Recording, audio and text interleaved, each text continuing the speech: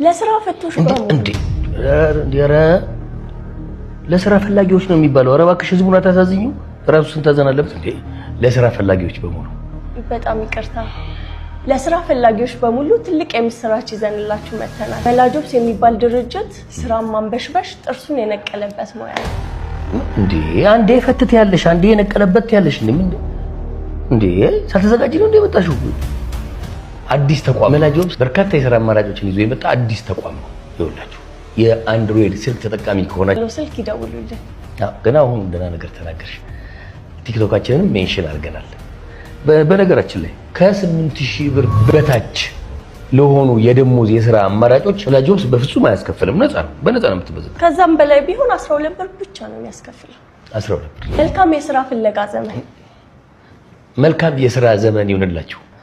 አዎ መልካም የሥራ ዘመን ይሁንላችሁ።